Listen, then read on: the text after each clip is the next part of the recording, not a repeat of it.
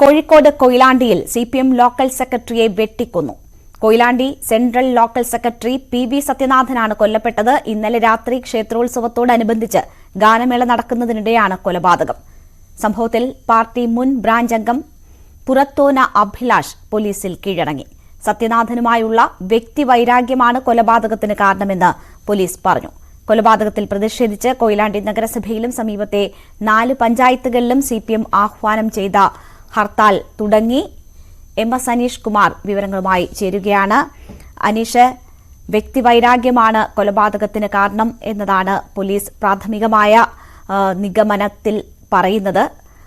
ക്ഷേത്രോത്സവത്തിൽ ഗാനമേള നടക്കുന്നതിനിടെയാണ് ഈ കൊലപാതകം നടന്നത്. എന്തൊക്കെയാണ് ലഭ്യമാകുന്ന വിവരങ്ങൾ?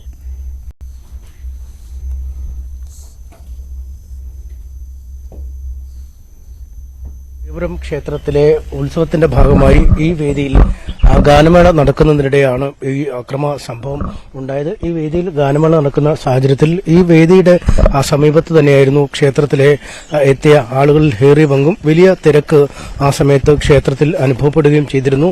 ഈ ബാരിക്കേഡുകൾ തീർത്തിരിക്കുന്ന ഇതിന്റെ 2 വശത്തുമായും മുൻഭാഗത്തുമായുമാണ് ആളുകൾ പൂർണ്ണമായും കേന്ദ്രീകരിച്ചിരുന്നത്. ഈ സമയത്താണ് ഇത്തരമൊരു സംഭവം ഈ ക്ഷേത്രത്തിന്റെ സമീപത്ത് നിന്ന് നടന്നിരിക്കുന്നത്. ഏതായാലും ക്ഷേത്രത്തിന്റെ ഈ പരിപാടി നടക്കുന്ന സ്ഥലത്തുനിന്നും ഗാനമേള നടക്കുന്ന സ്ഥലത്തുനിന്നും ഏതാണ്ട് 100 മീറ്ററിൽ താഴെ ദൂരം മാത്രമാണ് ക്ഷേത്ര കമ്മിറ്റി ഓഫീസ് ഉണ്ടായിരുന്നത്. ഓഫീസ് തൊട്ട് അടുത്ത് ആ കാണുന്ന ഇടത്താണ് ഇത്തരമൊരു അത്യാവശ്യം നടന്നത്. നമുക്ക് നാട്ടുകാരോട് തന്നെ കാര്യങ്ങൾ ചോദിക്കാം.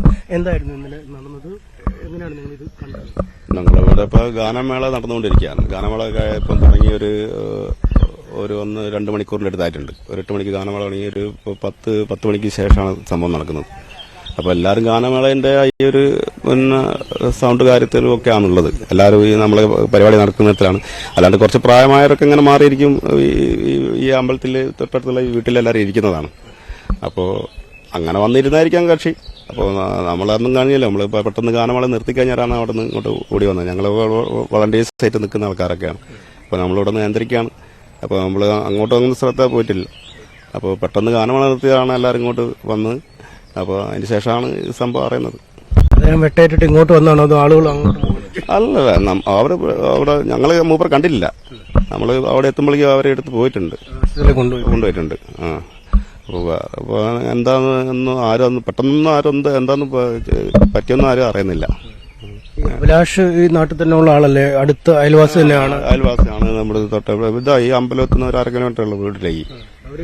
ക്ഷേത്രത്തിലെ കാര്യങ്ങളോട് എല്ലാവരും ഇവിടെ ക്ഷേത്രത്തിലെ പ്രശ്നങ്ങൾ എന്തെങ്കിലും പരിപാടി ഉണ്ടെങ്കിൽ നാട്ടുകാർ മൊത്തം സഹകരിച്ച് ചെയ്യുന്ന ഒരു ക്ഷേത്രമാണത്. അപ്പോൾ അതിനെപ്പറ്റി കൂടുതലായിട്ടൊന്നും നമുക്ക് അറിയില്ല. എന്താണ് വേറെ എന്തെങ്കിലും പ്രശ്നങ്ങളുണ്ടോ എന്ന് നമ്മളൊന്നും അറിയുന്നില്ലല്ലോ.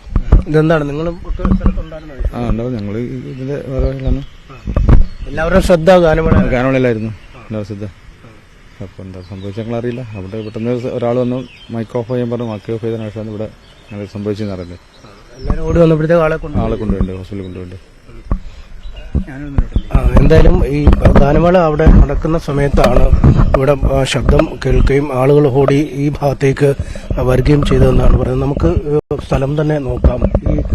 അതാണ് ക്ഷേത്രത്തിന്റെ തൊട്ട് അടുത്ത് വളരെ ചേർന്ന ഇടത്താണ് ഇതുള്ളത്. ഇപ്പോഴും അദ്ദേഹത്തിന്റെ ചെരുപ്പുകൾ ആ സ്ഥലത്ത് കിടക്കുന്നതും രക്തക്കറ പറ്റിയ പാടുകളും ഒക്കെ കാണാം. ഈ സ്ഥലത്തിന്റെ തിണ്ണയിൽ ഇവിടെയാണ് അദ്ദേഹം ഇരുന്നതെന്നാണ് മനസ്സിലാക്കാൻ കഴിയുന്നത്. എന്തായാലും ഗാനമേളയ്ക്കായി അദ്ദേഹം എത്തിയതേ ഉണ്ടായിരുന്നുള്ളതാണ് നമുക്ക് മനസ്സിലാക്കാൻ. നമുക്ക് ആളുകളോട് ഒന്ന് ചോദിക്കാം, എങ്ങനെയാണ് സംഭവം? അദ്ദേഹം ഇവിടേക്ക് എത്തിയതുള്ളായിരുന്നോ അതോ എത്തിയ ശേഷം തിരിച്ചു വന്നാണോ? അങ്ങനെ എന്തെങ്കിലും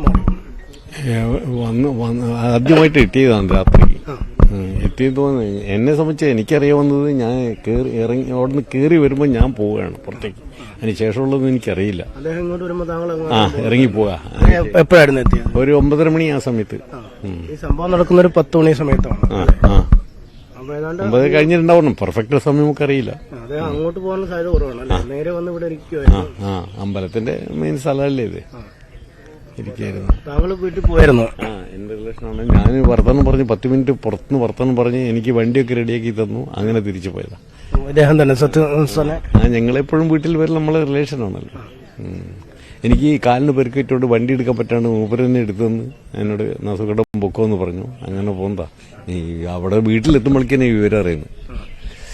ഞെട്ടിപ്പോയി. അങ്ങനത്തെ യാതൊരു പ്രശ്നമില്ലാത്ത ഒരാളാ. ഈ ആളുകളായിട്ട് വേറെ ഒരു പ്രശ്നമില്ല, എല്ലാവരും സൗമ്യനാണ്. ഈ അഭിലാഷ് എങ്ങനെയുള്ള ആളാണ്? അതെനിക്കറിയില്ല. ഞാൻ ബാംഗ്ലൂരാണ് താമസിക്കുന്നത്. ഇതിനെപ്പറ്റി എനിക്കറിയില്ല. മറ്റെന്താണ് കാരണം? അങ്ങനെ ഒന്നും അറിയില്ല. ആളുകളായിട്ട് അങ്ങനെ പ്രശ്നമൊന്നും ഉണ്ടാക്കുന്ന ആളല്ലായിരുന്നു. അതെനിക്കറിയില്ല. എന്നെ സംബന്ധിച്ച് എനിക്കറിയില്ല. ഉണ്ടായിരുന്നു നിങ്ങൾക്ക്? ഇല്ല, ഞാൻ വീട്ടിലേക്ക് പോയ സമയത്തായിരുന്നു. ഈ അഭിലാഷിനെ പറ്റി അഭിലാഷിനെ പറ്റി അങ്ങനത്തെ കുഴപ്പമൊന്നുമില്ല. എന്തെങ്കിലും വ്യക്തിപരമായിട്ടുണ്ടോ ഒന്നും അറിയില്ല. നാട്ടിലെ തന്നെ ആളാണ്, അയൽവാസി തന്നെയാണ്. എങ്ങനെയാണ് എന്തെങ്കിലും പ്രശ്നങ്ങളൊക്കെ ഇവർ തമ്മിൽ ഉണ്ടായിട്ടുണ്ടോ? ആ കാര്യങ്ങളൊന്നും എനിക്കറിയില്ല. ഞാൻ താമസകളാട്ടിയാണ്. ഇത് എൻ്റെ തറവാടാണ്. റിട്ടയർഡ് അധ്യാപകനാണ് ഞാൻ. കാര്യങ്ങളിൽ ഇവർ സത്യനായിട്ട് വ്യക്തിപരമായിട്ട് ഞാൻ അറിയാം. ശാന്ത സ്വഭാവക്കാരനാണ്. ആരായിട്ട് മറ്റ് പ്രയാസങ്ങളൊന്നും ഉണ്ടാവാറില്ല. ഈ പ്രദേശത്ത് എല്ലാം കൊണ്ടും ശാന്തമായിട്ട് ഉള്ളൊരു അന്തരീക്ഷത്തിലാണ് ജനങ്ങൾ ജീവിച്ചു വരല്. ക്ഷേത്രമായിട്ട് ഒരു പ്രശ്നങ്ങളും കാലം വരെ ഉണ്ടായിട്ടില്ല. ആളുകൾ തമ്മിൽ രാഷ്ട്രീയ പ്രശ്നങ്ങളൊന്നും ഇല്ലാത്തൊരിടാണ് ഇതുവരെ ഉണ്ടായിട്ട്. അങ്ങനെയില്ല. എല്ലാവരും സൗഹാർദ്ദപരമായിട്ട് സ്നേഹത്തോടു കൂടി ജീവിക്കുന്ന ആൾക്കാരാണ്. ഒരാൾക്കും കുറ്റമില്ല. എന്തായാലും ഈ CCTV അടക്കമുള്ള സൗകര്യങ്ങൾ ഏർപ്പെടുത്തുന്നുണ്ട്. പക്ഷേ അത് ക്ഷേത്രത്തിന്റെ ഭാഗത്തേക്കാണ്. നമ്മളോടൊപ്പം ക്ഷേത്രം സെക്രട്ടറി കൂടെ ഉണ്ട്. താങ്കളടക്കം ഇവിടെ ഉണ്ടായിരുന്ന സമയത്താണ്? ഉണ്ടായിരുന്നു. എങ്ങനെയായിരുന്നു? ഒരു 10 മണിയോടുകൂടിയാണ്, അവസാന സമയത്താണ് ഗാനമേളയുടെ. ആ സമയത്ത് ഒരു സൗണ്ട് കേൾക്കുകയും ഞങ്ങളിവിടെ വന്നു നോക്കുമ്പോൾ സത്യേട്ടനിവിടെ ചോരയിൽ കുളിച്ച് കിടക്കുന്നൊരു അവസ്ഥയാണ് ഉണ്ടായിരുന്നു. ഉടൻ തന്നെ ഹോസ്പിറ്റലിൽ എത്തിക്കാനുള്ള ഏർപ്പാട് ചെയ്യുകയും 10 മിനിറ്റിനകം ഹോസ്പിറ്റലിൽ എത്തുകയും ചെയ്തിട്ടുണ്ട്. എന്തെങ്കിലും സംസാരിക്കുകയെല്ലാം ചെയ്തിരുന്നു? ആരാണ് ചെയ്തത്? അങ്ങനെ എന്തെങ്കിലും ഇല്ല, അത് ഇതൊക്കെ ഞാൻ എത്തുമ്പോഴേക്ക് പുള്ളിക്ക് ബോധം ഉണ്ടായില്ല. പൂർണ്ണമായും പോയിരുന്നു. സ്ഥലത്തുനിന്ന് ആരെയും കണ്ടൊന്നുമില്ല. അത് കഴിഞ്ഞാണ് അഭിലാഷ് പോയി കീഴടങ്ങിയതല്ലേ? അതെ. ഈ അഭിലാഷ് ഇവർ തമ്മിൽ നേരത്തെ പരിചയമുള്ളവരാണോ? അടുത്തടുത്ത് വീട്ടുകാരാണ്. ഈ ക്ഷേത്രകാര്യങ്ങളോടൊക്കെ സഹകരിക്കുന്നുണ്ടായിരുന്നു? സത്യേട്ട ക്ഷേത്രകാര്യം മാത്രമല്ല, പൊതുവെ നാട്ടിൽ സൗമ്യനും എല്ലാവരും സഹായിക്കുന്ന ഒരാളും കൂടിയാണ്. എല്ലാ കാര്യങ്ങളിലും ഇടപെടുന്ന വളരെ ഭംഗിയായിട്ട് കൊണ്ടുവന്ന ഒരാളാണ്. അപ്പോൾ ഈ ക്ഷേത്രത്തിൽ സംഭവിച്ചതെന്ന് പറഞ്ഞാൽ നാടിനെ നടുക്കിയിരിക്കുകയാണ് മൊത്തം. കാരണം ഈ ഏരിയയിൽ അങ്ങനത്തെ ഒരു പ്രയാസവും ഇതുവരെ ഉണ്ടാകാത്തൊരു ഏരിയയാണ്. അത് ഈ ക്ഷേത്രത്തിൽ വെച്ച് സംഭവിച്ചത് ജനങ്ങൾക്ക് വളരെയധികം വേദനാജനകമായി സംഭവിച്ചുകൊണ്ടിരിക്കുന്ന ഒരു കാര്യമാണ്. അദ്ദേഹത്തിന് മഹാൻ കമ്മിറ്റിയിലുണ്ടല്ലേ? ക്ഷേത്ര കമ്മിറ്റിയിലുണ്ട്. ഈ അഭിലാഷിനെ പറ്റി എങ്ങനെയാണ് നിങ്ങൾക്ക്? ഇവിടുത്തെ ഉള്ള ആൾ തന്നെയാണ്? അതെ, ഇവിടെ ഉള്ള ആൾ തന്നെയാണ്. പുള്ളി കുറച്ചു കാലം ഗൾഫിലായിരുന്നു. ഇപ്പം വന്ന് ഇവിടുന്ന് വർക്ക് ചെയ്യുന്നതാണ്. പോയിട്ട് അത് കുറച്ച് അടുത്ത കാലത്താണോ? കുറച്ചു കാലമായി വന്നിട്ട്. ഈ CCTV ഒക്കെ ഉണ്ടല്ലോ ഈ ക്ഷേത്രത്തിൽ? CCTVയിൽ അത് പോലീസിന്റെ ഹാൻഡ് ഓവർ ചെയ്തിട്ടുണ്ട്. അവരത് ചെക്ക് ചെയ്തുകൊണ്ടിരിക്കുന്നുണ്ട്. അത് പുറത്തേക്കാണ് ഇരിക്കുകയും ചെയ്യുന്നത് അല്ലേ? അത് ആ ക്ഷേത്രത്തിന് ക്ഷേത്ര ഓഫീസും ഫോക്കസ് ചെയ്തിട്ടാണ് വെച്ചിരിക്കുന്നത്. കാരണം ഇവിടെ വേറെ രീതിയിൽ ഒരു പ്രയാസം ഇല്ലാത്തതുകൊണ്ട് നമ്മളത് കൂടുതൽ ഇതിലേക്ക് നീങ്ങിയിട്ടില്ല. മോഷണ സംഭവം ഉള്ളതുകൊണ്ടാണ് ഈ CCTV ക്ഷേത്ര ഫ്രണ്ടിലേക്ക് സെറ്റ് ചെയ്തിരിക്കുന്നത്. എന്തായാലും നാട്ടുകാർ വലിയൊരു ഞെട്ടലാണ്. കാരണം ഈ പ്രദേശത്ത് ഇത്തരത്തിലൊരു അനിഷ്ട സംഭവങ്ങൾ അല്ലെങ്കിൽ ഈ രാഷ്ട്രീയ പാർട്ടികളോ വ്യക്തികളോ തമ്മിലുള്ള സംഘർഷങ്ങളൊന്നും ഉണ്ടായിട്ടില്ല. അതുകൊണ്ട് തന്നെ എന്താണ് ഈ ഇതിലേക്ക് നയിച്ച കാരണം എന്നത് ഒരു പിടിയുമില്ലാത്ത അവസ്ഥയാണ്. ഈ സംഭവം നടന്ന ഏതാണ്ട് 1 മണിക്കൂറിനുള്ളിൽ തന്നെ പ്രതി അഭിലാഷ്, ഈ അദ്ദേഹത്തിന്റെ അയൽവാസി കൂടിയാണ് അഭിലാഷ്, ഈ പോലീസ് സ്റ്റേഷനിൽ ചെന്ന് കീഴടങ്ങി താനാണിത് ചെയ്തതെന്ന് പറയുകയായിരുന്നു.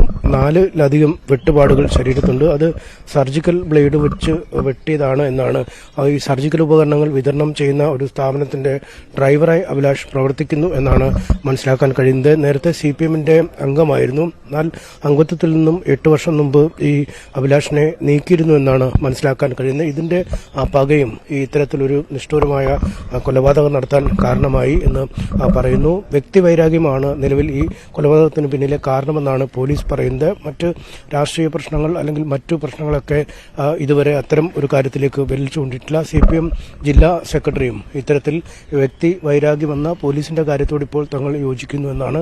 മറ്റു കാര്യങ്ങൾ കൂടുതൽ പഠിച്ച ശേഷം പ്രതികരിക്കാമെന്നാണ് അറിയിച്ചിരിക്കുന്നത്. എന്തായാലും മൃതദേഹം കോഴിക്കോട് മെഡിക്കൽ കോളേജിലാണ് പോസ്റ്റ്മോർട്ടം ചെയ്യുന്നത്. ഇൻക്വസ്റ്റ് നടപടികൾ പൂർത്തിയായിട്ടുണ്ട്.